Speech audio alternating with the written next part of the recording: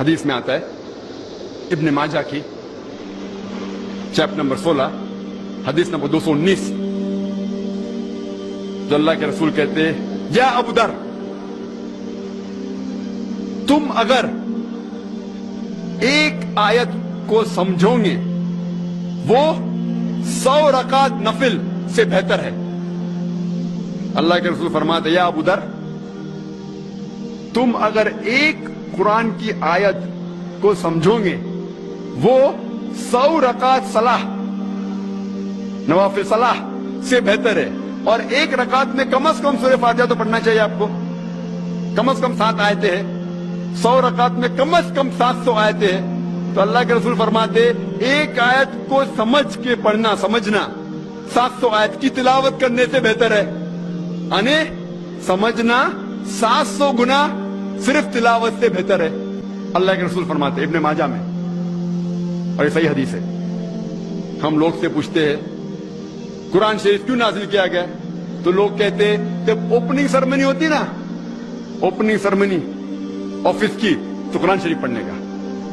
جب گھر کا افتتاح ہوتا ہے تو قرآن شریف پڑھنے کا. جب کوئی مر گیا تو قرآن خوانی کرتے. تو قرآن شریف نازل کیا گیا تھا قرآن خوانی کے لیے. اور لوگ کرتے ختم قرآن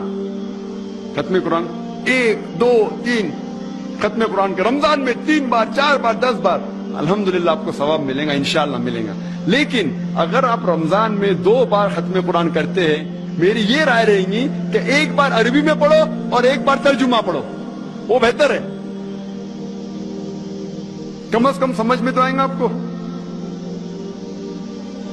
اور اگر آپ چاہتے ہیں کہ اوپننگ سرمنی میں قرآن خوانی ہو یا افتتاح ہو گھر کا تو قرآن خوانی ہو کوئی مر جاتا قرآن خوانی. میں کوئی قرآن کے آیت میں صحیح حدیث میں نہیں جانتا ہوں کہ محمد صلی اللہ علیہ وسلم یا صحابہ کوئی مر جاتا تو قرآن پڑھتے تھے یا کوئی افتتاح کے لیے قرآن پڑھتے تھے.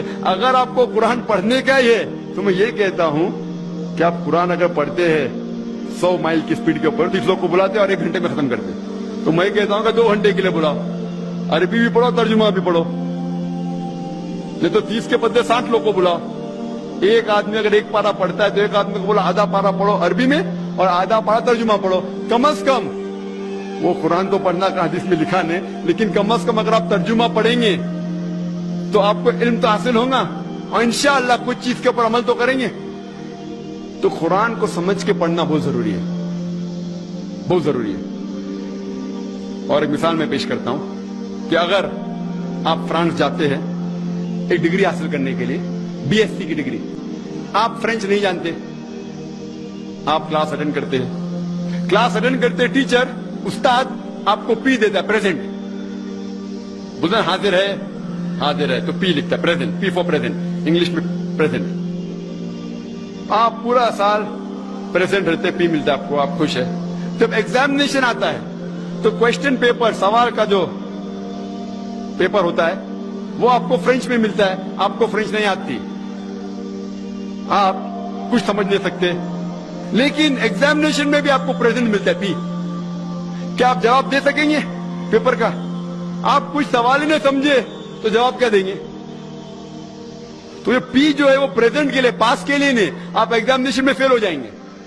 تو آپ صرف قرآن شریف عربی سے پڑھیں گے آپ کو پی ملے گا لیکن وہ پی پاس کے لیے نہیں ہے پریزنٹ کے لیے موجود حاضر. ہمیں غلط فہمی ہے کہ ہم پڑھیں گے تو جنت میں جائیں گے. صرف پڑھنا کافی نہیں ہے پڑھ کے سمجھو اور قرآن مجید پہ عمل کرو تو انشاءاللہ آپ جنت میں جائیں گے.